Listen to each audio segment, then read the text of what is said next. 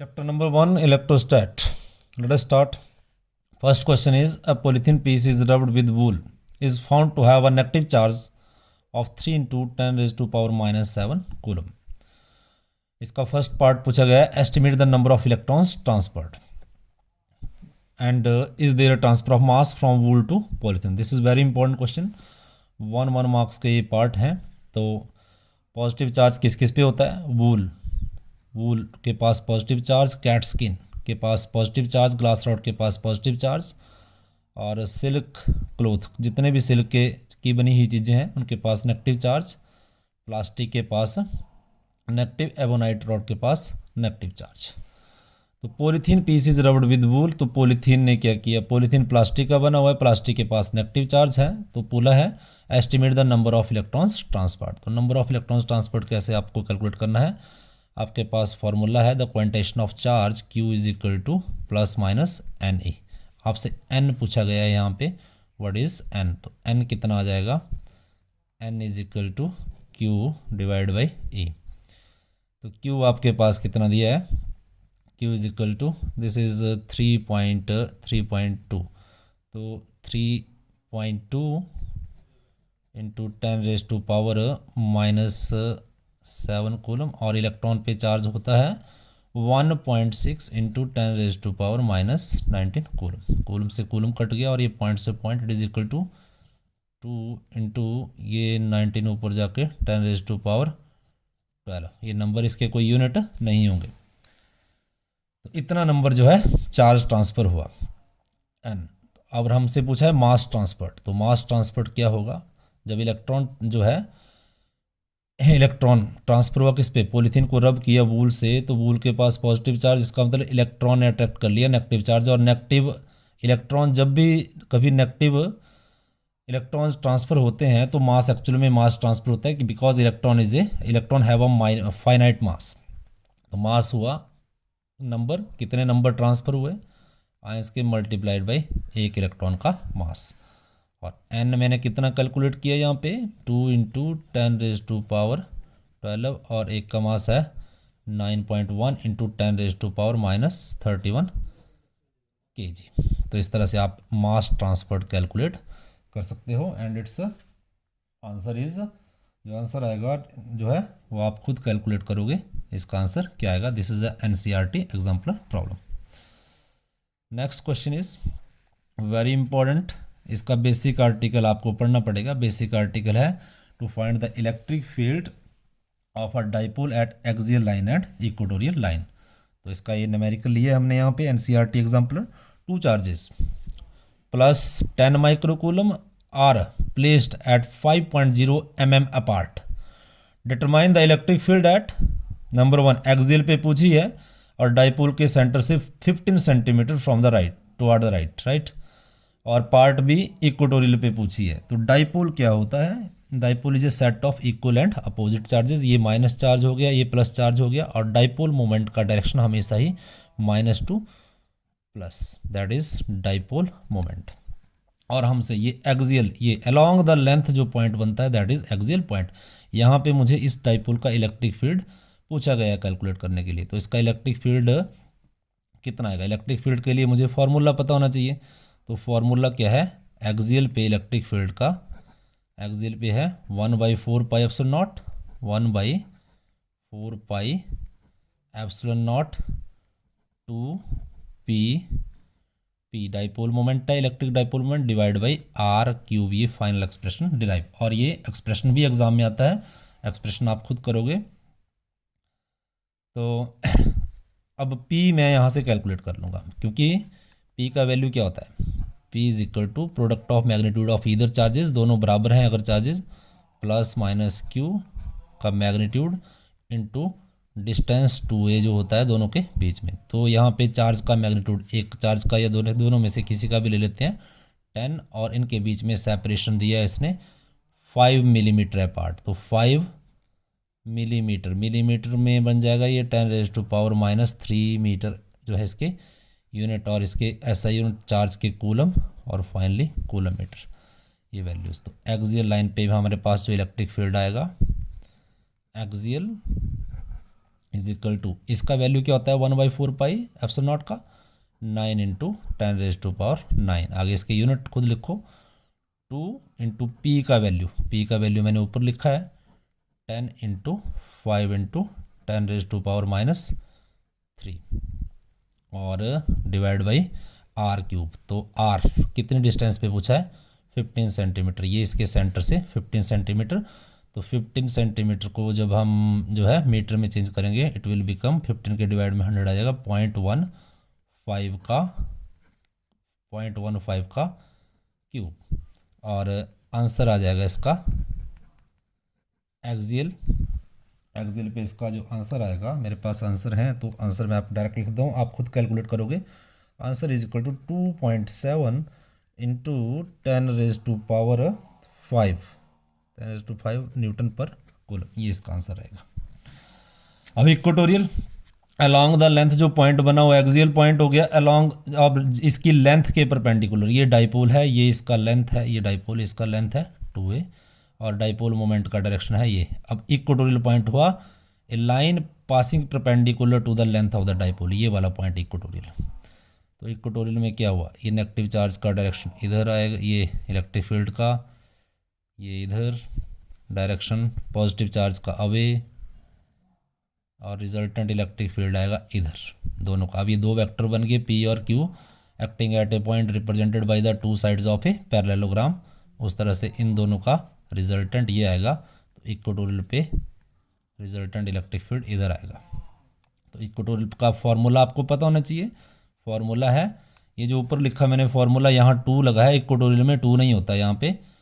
तो इक्वेटोरियल में क्या आएगा, it is equal to 1/4 pi epsilon not 2p नहीं आएगा p डिवाइड बाई r³। अब ये कब एक्सप्रेशन बनता है, when r is very very greater than length of the dipole. तो इससे आप ये खुद इसका आंसर कैलकुलेट करोगे। और आपके पास एक और एक्सप्रेशन है, इलेक्ट्रिक फील्ड एट एक्सियल और इक्वेटोरियल का रिलेशन है E axial is equal to twice the electric field at equatorial line. Axial में आपने कैलकुलेट कर ली इलेक्ट्रिक फील्ड, इक्वेटोरियल की निकालनी है तो एक्सियल की इलेक्ट्रिक फील्ड में डिवाइड में 2 कर दो, आपके पास डायरेक्ट आंसर आ जाएगा और इस फॉर्मूले से भी आप आंसर कैलकुलेट करेंगे। Next question is question number 3, an electrostatic field line is a continuous curve. Statement दी गई है that is a field line can not have sudden makes और ब्रेक्स, व्हाई नॉट।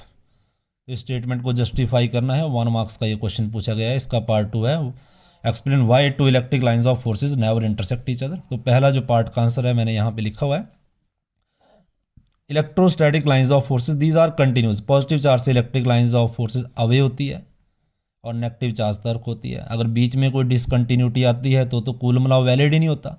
तो कूलम लॉ दो charges के बीच में फोर्स ही नहीं बताएगा। इसका मतलब electric lines of forces continuous curve होती है, डिसकंटिन्यूस नहीं होती हैं ये। If electric lines of forces are discontinuous curve then there will be no electric field between the two charges and Coulomb law is not valid because Coulomb law is a law which determine the magnitude of force between the two charges. तो discontinuous नहीं होती है, continuous. दूसरा question है, explain why to field lines never cross each other. क्यों cross नहीं करती हैं ये? चलो मान लो क्रॉस करती हैं। एक इलेक्ट्रिक फील्ड इधर है लाइन और एक इलेक्ट्रिक लाइन ऑफ फोर्सेस इधर है ये। अब अगर ये जो पॉइंट बना इंटरसेक्शन का, इट्स इंटरसेक्शन पे हम कोई भी लाइन कर्व होती है, जो कर्व्ड लाइन होती है, मान लो ये कर्व्ड है, तो उसके ऊपर टेंजेंट ड्रॉ करते हैं तो इलेक्ट्रिक फील्ड का मुझे डायरेक्शन मिलता है। इस पॉइंट पे तो एक इस ऊपर वाली लाइन का टेंजेंट हो गया और एक नीचे वाली लाइन का टेंजेंट हो गया, दो टेंजेंट हो गए। इसका मतलब at a single point there are two direction of electric field. At a single point there are two direction of electric field which is never possible. ऐसा नहीं हो सकता कि एक सिंगल पॉइंट पे एक ही डायरेक्शन होगा। So electric lines of forces do not intersect each other. आपका आंसर क्या होगा?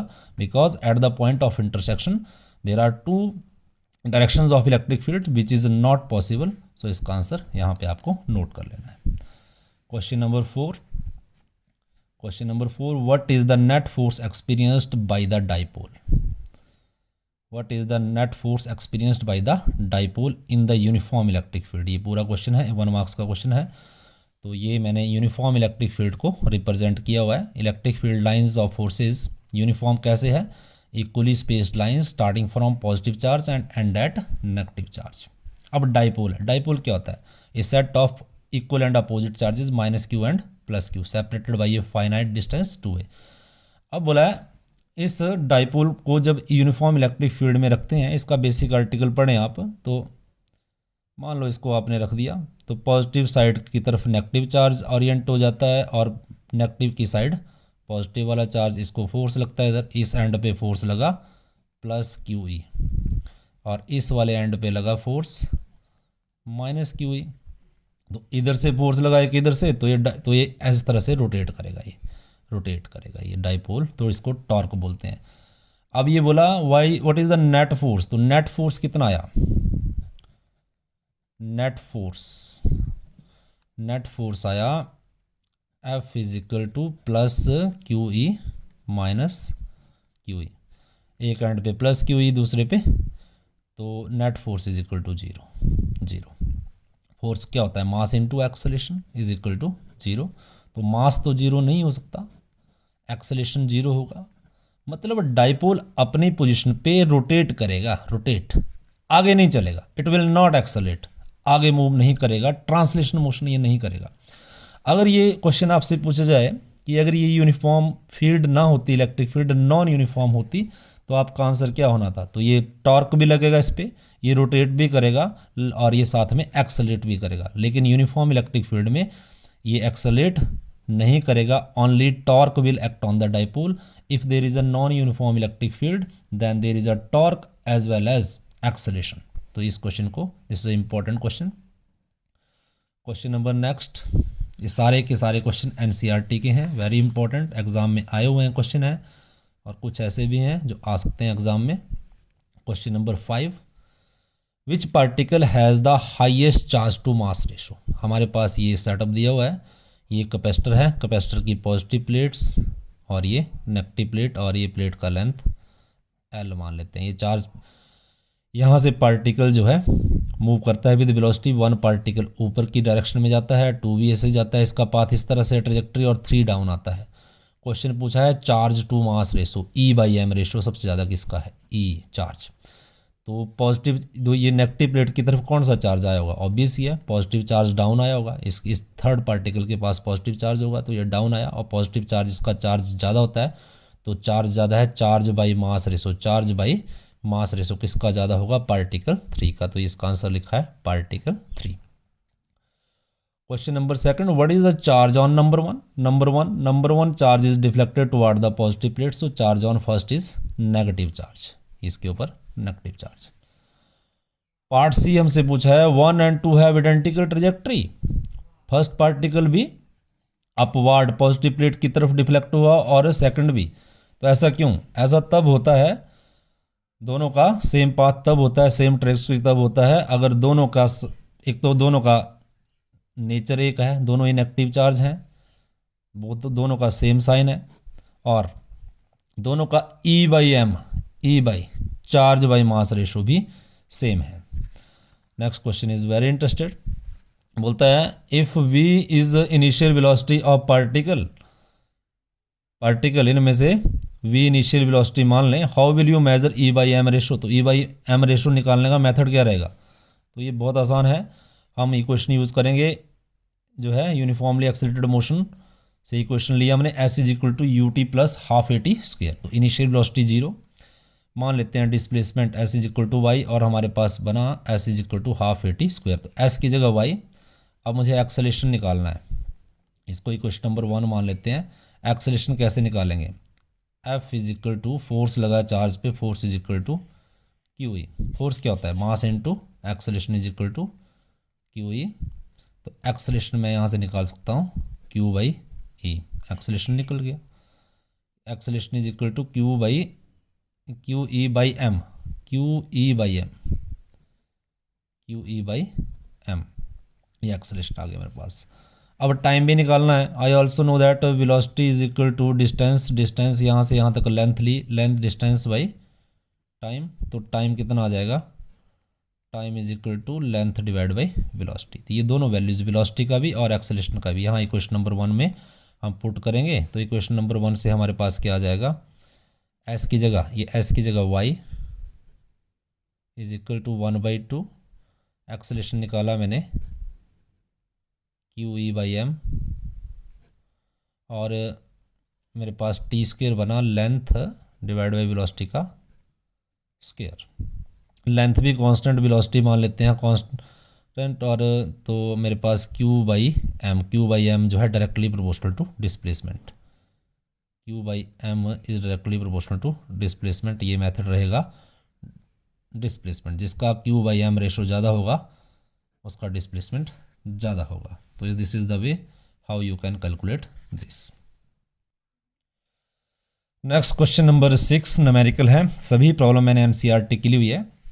क्वेश्चन है, careful measurement of electric field at a surface of block box indicate that the net outward flux through the surface is of the box is 8.0 into 10 raised to power 3 newton meter square per coulomb.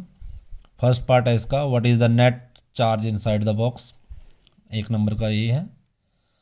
और दूसरा, if the net outward flux is 0, तो charge का क्या value होगा, कितना charge होगा box में। तो ये क्वेश्चन गॉस थ्योरम का क्वेश्चन है। बोलता है एक मेजरमेंट में से ये पता चलता है कि जो है फ्लक्स जो आ रही है, फ्लक्स आउटवर्ड किसी भी सरफेस के आउटवर्ड जो कोई बॉक्स है उसके अंदर, उसके बाहर जो आउटवर्ड फ्लक्स निकल रही है, इसको समझते हैं। मान लो ये कोई चार्ज है Q, और Q है तो इसकी फील्ड ऑफ लाइंस इस तरह से होंगी। ये एक बॉक्स ले लिया मैंने, तो इससे बाहर ये लाइंस निकलेंगी, और फ्लक्स जो निकलेंगी वो कितनी फ्लक्स निकल रही है, ये इसका वैल्यू दिया है। तो बोलता है चार्ज निकालिए। तो गॉस थ्योरम का स्टेटमेंट है phi is equal to Q by epsilon not. तो चार्ज निकालने के लिए Q is equal to phi into epsilon not. तो चार्ज मेरे पास कितना निकल जाएगा, फ्लक्स मेरे पास दिया हुआ है 8.0 into 10 raise to power 3 newton meter square per coulomb, और एप्सिलॉन नॉट का value 8.85 into 10 raise to power -12। आगे इसके यूनिट हैं, यूनिट आ जाएंगे, कैलकुलेट कर सकते हो आप। और चार्ज के फाइनल यूनिट कूलम आएंगे, और चार्ज का जो ये आंसर आएगा after calculations, you would have 7.08 into 10 raise to power -8 coulomb, ये इसका आंसर रहेगा। पूछा है नेट आउटवर्ड फ्लक्स इज 0। अगर नेट आउटवर्ड फ्लक्स 0 है, इस यहाँ से कोई फ्लक्स बाहर नहीं निकल रही है, जैसे इस चार्ज से ये निकल रही है, तो इसका मतलब अंदर कोई चार्ज ही नहीं है। If net outward flux is 0, तो अगर flux 0 then what is the net charge, तो net charge is 0। If no flux outward, if no flux outward which implies net charge 0, net charge जो है 0 है। नेक्स्ट क्वेश्चन है, point charge plus 10 microcoulomb is 5 centimeter directly above the center of the square of side 10 centimeter each. What is the magnitude of electric flux through the square? तो ये square की side, ये square है इससे ऊपर, तो ये स्क्वायर मान लेते हैं ये क्यूब का स्क्वायर है, ये क्यूब इस तरह से होगा, क्यूब का स्क्वायर है, और ये जो ऊपर साइड दे रखी है मान लेते हैं, सपोज करते हैं दिस इज ए स्क्वायर। ये वाली साइड बना ली, मान लो ये साइड जो है बेस है, ये इसके ऊपर ये 5 यहाँ से यहाँ तक 5 सेंटीमीटर डिस्टेंस पे एक चार्ज है। चार्ज कितना है, प्लस 10 माइक्रोकूलम। ओके, तो what is the magnitude of electric flux. तो चार्ज है तो इसकी लाइंस चारों तरफ निकलेंगी क्यूब से, तो क्यूब के कितने फेस हैं, 1 2 3 4 5 6, राइट, 6 फेस होते हैं क्यूब के। तो टोटल फ्लक्स जो चार्ज है, गॉस लॉ बोलता है, अकॉर्डिंग टू गॉस लॉ,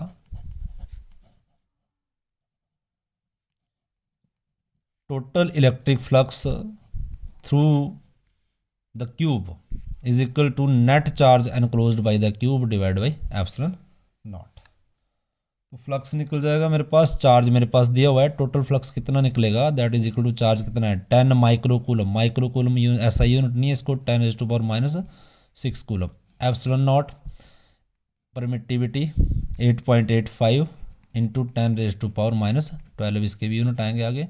तो टोटल फ्लक्स जो आएगा आपके पास, टोटल फ्लक्स आंसर आ जाएगा 1.13 into 10⁻6 Newton meter square per coulomb, right. तो ये टोटल फ्लक्स निकल रहा है। तो इसके 6 फेस हैं, तो 6 फेस में डिवाइड हो गया ये। तो एक फेस से flux through from each face, flux from each face से कितना निकलेगा फ्लक्स बेटा, ये टोटल फ्लक्स का 6th पार्ट। तो इस टोटल फ्लक्स के डिवाइड में 6 कर लेंगे, 1.13 इंटू 10⁻6 डिवाइड बाई 6। अब आपके पास ये आंसर आ जाएगा। नेक्स्ट क्वेश्चन, क्वेश्चन नंबर 8, ये भी गॉस थ्योरम का ही क्वेश्चन है। A point charge 2.0 microcoulomb is at the centre of a cubic Gaussian surface. Cubic Gaussian surface, cube की तरह बनाना है, मैंने इसे स्फीयर बनाया क्यूब की तरह गॉसियन सरफेस, ये क्यूब की तरह, इसमें कोई चार्ज है। What is the net electric flux through the surface. तो ये क्यूब की तरह सरफेस है, जितना भी सरफेस है सारे के सारे सरफेस से लाइंस बाहर की तरफ निकलेंगी, तो नेट फ्लक्स आएगा charge by epsilon not.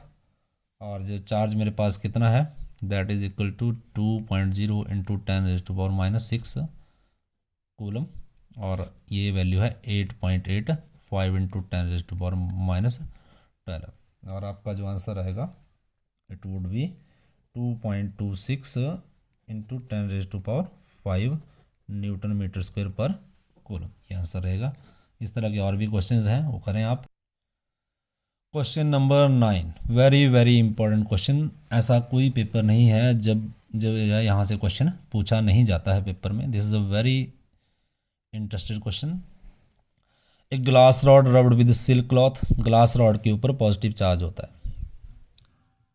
Silk के ऊपर नेगेटिव। तो ग्लास रॉड के पास पॉजिटिव चार्ज है, रब किया तो उसका मतलब ग्लास रॉड को पॉजिटिवली चार्ज बना दिया। उसके बाद ग्लास रॉड को 2 मेटालिक कंडक्टिंग, ये मेटल के स्फीयर है, इनके पास रख दिया। तो इससे रिलेटेड बहुत से क्वेश्चंस आपके पास किए गए हैं, वो मैं सारे के सारे सॉल्व कर दूंगा। तो जैसे ही ग्लास रॉड को आपने इन 2 मेटालिक स्फीयर के पास रखा, तो मेटल स्फीयर क्या था, मेटल स्फीयर इस तरह से था पहले, ये मेटल का स्फीयर, राइट। इस जब इसके पास ग्लास रॉड नहीं रखी थी तो इसके पास पॉजिटिव चार्ज भी थे, नेगेटिव भी थे, positive charge negative, positive negative, equal, right, equal positive और नेगेटिव चार्ज थे। ग्लास रॉड ने क्या किया, ग्लास रॉड ने नेगेटिव चार्जेस इंड्यूस कर दिए सरफेस पे, लेफ्ट फेस पे, स्फीयर नंबर 1 पे, और पॉजिटिव चले गए उधर, जो इसके पास पॉजिटिव से उधर चले गए, रिपेल हो गए, नेगेटिव इधर इसके पास आ गए। अभी ये कॉन्टैक्ट में है, अभी ये कॉन्टैक्ट में है। तो क्या हुआ, ये क्वेश्चन हमेशा पेपर में आता है। तो उसके बाद क्या किया, फर्स्ट पार्ट में इसमें पूछा है, अगर ग्लास रॉड पास ही रखी, हटाई नहीं ग्लास रॉड, ग्लास रॉड के ऊपर पॉजिटिव चार्ज है। लेकिन पहले पार्ट में क्या क्वेश्चन पूछा हुआ कि स्फीयर्स को के बीच में थोड़ी सी डिस्टेंस कर दी, डिस्टेंस, पहले ये क्लोज थे, पहले ये देखो क्लोज हैं, टच हैं साथ में, अब टच नहीं है साथ में, ग्लास रॉड रखी इसके साथ, ग्लास रॉड साथ में ही है, इस स्फीयर और इस स्फीयर के बीच में थोड़ी सी डिस्टेंस बढ़ा दी, तो नेगेटिव चार्ज ये ले गया, पॉजिटिव रॉड साथ में अभी, तो ये अट्रैक्ट कर रही है नेगेटिव चार्ज इधर, और इसके ऊपर सारा का सारा पॉजिटिव चार्ज आ गया। नंबर 2 क्वेश्चन पूछा है आपसे, अब अगर ग्लास रॉड को रिमूव कर दिया जाए, तो रिमूव कर दिया जाए तो ये सारे के सारे ये सारा पॉजिटिवली चार्ज बन गया, ये नेगेटिव, तो इसका नेगेटिव इधर आ जाएगा, इसका पॉजिटिव इधर आ गया, अगले वाली में ये नेगेटिव चार्ज इधर इसका, और इसका पॉजिटिव चार्ज इधर, इनमें अट्रैक्शन हो जाएगी। अब बोला अगर इनके बीच में डिस्टेंस बढ़ा दें, डिस्टेंस बढ़ा दें, डिस्टेंस और बढ़ा दें, तो ये नेगेटिव चार्ज इधर नहीं रहेगा, फिर इक्वली डिस्ट्रीब्यूट हो जाएगा through out the metallic sphere, और इसके ऊपर इक्वली ये पूरा का पूरा पॉजिटिवली चार्ज स्फीयर बन जाएगा। ये क्वेश्चंस हैं। तो पहले इसके छोटे छोटे पार्ट्स हैं, ये सब मैंने डिस्कस कर दिए, तीनों पार्ट, तीनों डायग्राम्स में। आंसर द फ्लोइंग, कुछ और भी पूछा है इसने। If the glass rod has the charge plus Q and right sphere has the charge plus Q, glass rod के पास पॉजिटिव चार्ज और राइट स्फीयर के पास भी पॉजिटिव, तो लेफ्ट पे क्या होगा, तो लेफ्ट पे ऑब्वियस ये आपको दिख रहा है नेगेटिव चार्ज होगा। अच्छा, which property of the charge has been used, charge additive nature, total charge दोनों का एडिटिव नेचर, द प्रॉपर्टी जो यूज की है additive nature of charge, additive nature of charge, total charge is equal to Q1 plus Q2 plus up to so on Q1, जितने भी charges हैं। और quantization की प्रॉपर्टी है Q is equal to plus minus N, ये quantization of charge है। और एक इंपॉर्टेंट क्वेश्चन और पूछा है, लार्जेस्ट और स्मॉलेस्ट फोर्स इनके बीच में कब होगी, लार्जेस्ट इस टाइम होगी, इस सिचुएशन में हाईएस्ट इंट्रैक्शन है इनके बीच में, हाईएस्ट अट्रैक्शन है, लार्जेस्ट फोर्स है, लार्जेस्ट अट्रैक्शन, ये नेगेटिव और ये पॉजिटिव। और वीकेस्ट कब होगी, यहाँ पे होगी इस सिचुएशन में वीकेस्ट इंट्रैक्शन, क्योंकि इनके बीच में डिस्टेंस इंक्रीज हो गया। इस क्वेश्चन को भी कंप्लीट अच्छे तरीके से लिखें अपनी कॉपी पे। Next is question number 10, this is numerical of A expression torque, जब ये इलेक्ट्रिक डाइपोल को यूनिफॉर्म इलेक्ट्रिक फील्ड में प्लेस करते हैं तो उसके ऊपर टॉर्क लगता है। क्वेश्चन है, an electric dipole of length 8 centimetre, okay, when placed in uniform magnetic field experience A torque is this. आपको क्या निकालना है, इलेक्ट्रिक फील्ड निकालनी है, तो इसका डायग्राम बनाया मैंने। इलेक्ट्रिक फील्ड पॉजिटिव चार्ज से स्टार्ट होती है नेगेटिव पे, और यूनिफॉर्म का मतलब ये लाइंस के स्पेस के बीच का स्पेसिंग बराबर होना चाहिए। डाइपोल लेंथ 2a है, और 2a मेरे पास दिया हुआ है इसने, डाइपोल का लेंथ 8 सेंटीमीटर, सेंटीमीटर को मीटर में चेंज करेंगे तो डिवाइड में 100 आ जाएगा, 8 इंटू 10⁻⁻2 मीटर आ जाएगा। एंगल इलेक्ट्रिक फील्ड के साथ डाइपोल मोमेंट, इधर डाइपोल मोमेंट का डायरेक्शन हमेशा ही नेगेटिव टू पॉजिटिव होता है, और एंगल जो बनाया दैट इज़ 60 डिग्री। तो मुझे इलेक्ट्रिक फील्ड पूछा है। दूसरा क्वेश्चन पोटेंशियल, और ये चार्ज प्लस माइनस, ये प्लस ये माइनस 4 नैनो कूलम, और ये प्लस 4 नैनो कूलम दिया, नैनो कूलम।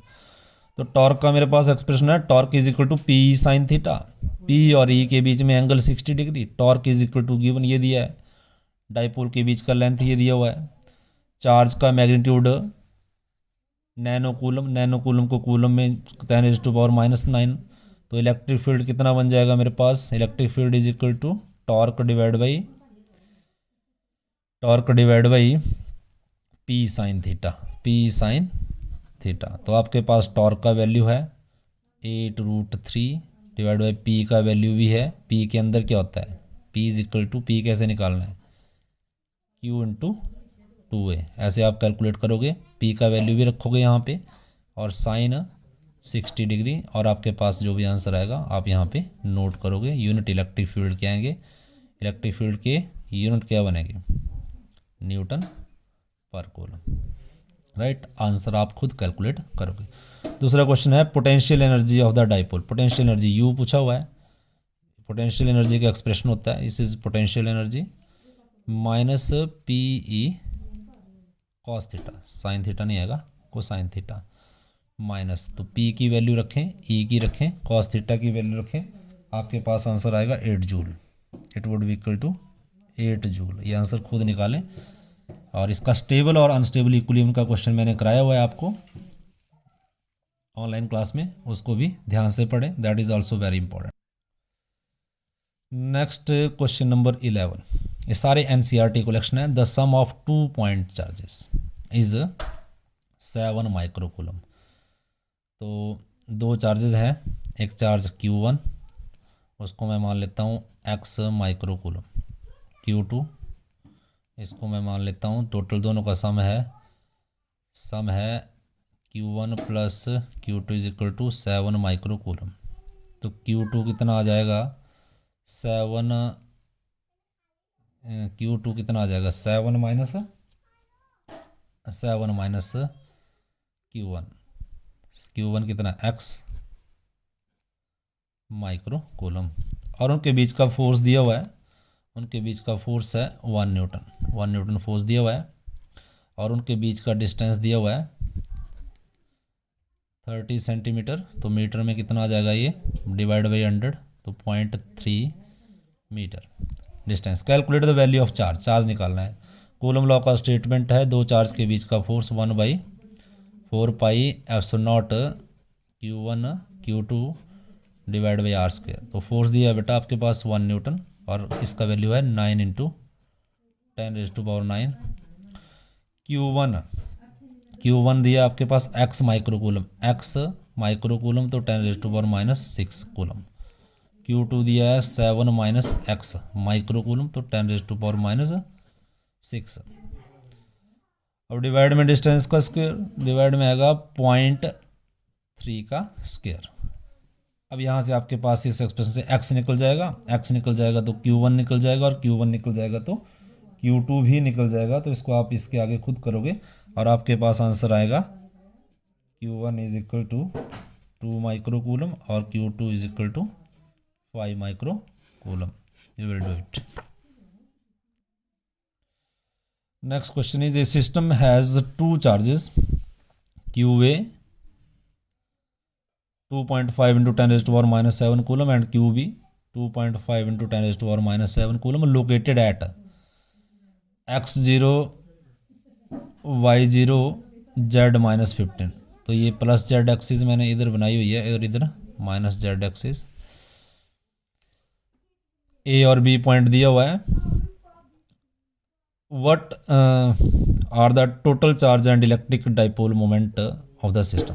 तो बोला है दो चार्ज रखे हैं, दो चार्ज, एक तो प्लस ए पॉइंट पे ए रखा है, ए पॉइंट पे ये along Z positive Z axis और ये दूसरा बी पॉइंट पे, बी पॉइंट पे। तो कहने का मतलब इनके दोनों के बीच का, और इसने क्वेश्चन पूछा है what is the total charge of the system. Total charge system का कैसे निकालेंगे, पहला चार्ज प्लस दूसरा चार्ज एडिटिव प्रॉपर्टी लगा देंगे। तो ये देखो ये प्लस 2.5 × 10⁻⁻7 कूलम है, ये माइनस, तो ये दोनों का टोटल चार्ज कितना हो गया 0। रिजल्टेंट चार्ज कितना हो गया 0। इलेक्ट्रिक डाइपोल मोमेंट मेरे से पूछा है। इलेक्ट्रिक डाइपोल मोमेंट अगर पूछा है तो इलेक्ट्रिक डाइपोल मोमेंट होता है दोनों में से कोई भी चार्ज का मैग्नीट्यूड ले लूँ और इनके बीच का सेपरेशन।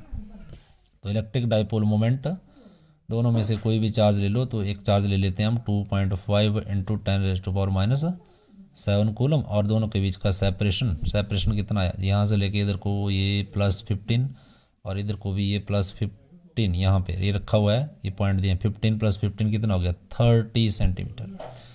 30 सेंटीमीटर तो 30 × 10⁻⁻2 कूलम मीटर, ये आपके पास आंसर आ जाएगा इसका। Easy question. Next question is question number 13। 2 balls each of mass 5 × 10⁻⁻4 kg are suspended by silk threads. एक बॉल ये मान लेता हूँ मैं, ball A ball B, each of length, ये length L 2 metre from the same point and given the same charge Q। इसके ऊपर भी चार्ज Q, इसके ऊपर भी चार्ज Q। ये पूरा का पूरा एंगल इसने बोला है क्वेश्चन में 60 डिग्री है, तो इसका मतलब ये वाला एंगल कितना हुआ 30 डिग्री। तो दोनों पे सेम चार्ज है तो both the balls will repel each other. Suppose that they will repel जब तक इनके पास ये वाला एंगल कितना बन जाए 60 डिग्री। इसका मतलब रिपल्सिव, इसको इधर रिपल्सिव फोर्स मिल रही है, इसको इधर, इसका रिपल्सिव फोर्स इधर है F = QE। रिपल्सिव फोर्स इधर लग रहा है फोर्स, इसको रिपल्सिव फोर्स, और ये इसका वेट दोनों का इसका mg vertically downward, vertically downward. मुझे क्या पूछा है, calculate the charge on each ball. Her ball पे आपको चार्ज निकालना है।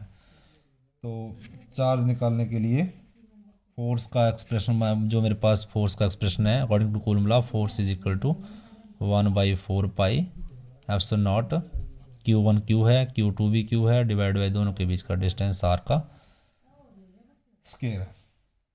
तो यहाँ से कॉन्सेप्ट क्या लगेगा, यहाँ से देखो 10 30 डिग्री निकालो आप इससे, यहाँ से इस ट्राइंगल से tangent 30 = perpendicular divide by base. Perpendicular बना ये वाली साइड, ये वाली साइड इस साइड के इक्वलेंट है, that is equal to QE। Divide by base, base triangle का ये है, that is equal to equivalent this force M G, और tan 30 डिग्री कितना बन गया 1/√3। तो यहाँ से आपको चार्ज निकलेगा, यहाँ से आपके पास चार्ज कैलकुलेट आप कर सकते हैं। अब ये वैल्यू आप जो है यहाँ पे पुट करोगे, और आप पहले आर चाहिए आपको, डिस्टेंस दोनों चार्ज के बीच का ये डिस्टेंस चाहिए, ये आप खुद कैलकुलेट करोगे सारी की सारी कैलकुलेशंस, और चार्ज का आपके पास जो आंसर आएगा Q is equal to 1.12 into 10⁻⁻⁶।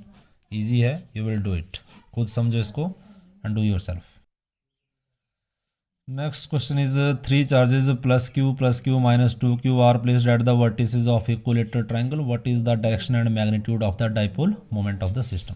Direction पूछा है डाइपोल मोमेंट का, तो ये माइनस चार्ज, ये +Q चार्ज इस कॉर्नर पे, +Q चार्ज इस कॉर्नर पे, तो ये बन गया इक्विलेटरल ट्राइंगल।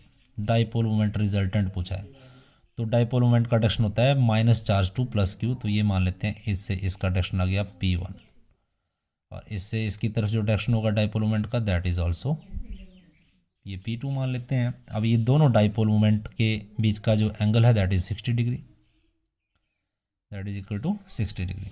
अब ये दो वेक्टर बन गए, if two vectors are acting at a point represented by the two sides of a parallelogram, then the resultant is completely represented by the diagonal of the parallelogram। तो resultant dipole moment इस direction में आएगा, इस direction में नीचे की तरफ, इस ये मेरे से पूछा है, तो यहाँ पे वही एक्सप्रेशन लगेगा, +1 में आपने पढ़ा है resultant is equal to √P1² plus P2² plus 2P1 P2 cosine theta. तो रिजल्टेंट क्या है, रिजल्टेंट डाइपोल मोमेंट को मैं P मान लेता हूँ, P। तो रिजल्टेंट डाइपोल मोमेंट आप इसमें सब में वैल्यू रखोगे, और वैल्यू P1 का स्क्वायर P2 का स्क्वायर, P1 भी, ये दोनों सेम डाइपोल मोमेंट का direction is equal to P, क्योंकि ये और इसके साथ ये कि ये -2Q ये +2Q, तो dipole moment P1 is equal to भी ये -2Q होता है, और ये माइनस ये +Q, तो इसका भी P2 भी डाइपोल मोमेंट बराबर ही है, P² plus P² plus 2P² cosine P1 और P2 के बीच में एंगल कितना है 60 डिग्री। एक तो ये तो आप कैलकुलेट कर लोगे। अब डायरेक्शन पूछेगा, वो रिजल्टेंट डायरेक्शन किधर को आएगा, आप बोलोगे ये जो बेस है ट्राइंगल का इसके परपेंडिकुलर डाउनवर्ड को डायरेक्शन आएगा, या इसको आप पॉइंट दे दो, कोई इसको पॉइंट दे दो A, और इसको पॉइंट दे दो इधर को O, AO डायरेक्शन, AO की तरफ, AO के डायरेक्शन की तरफ। तो इस वीडियो का असाइनमेंट बनाएं और व्हाट्सएप पे मुझे भेजें, उसके बाद और भी क्वेश्चन हम कंसीडर करेंगे। Thank you very much.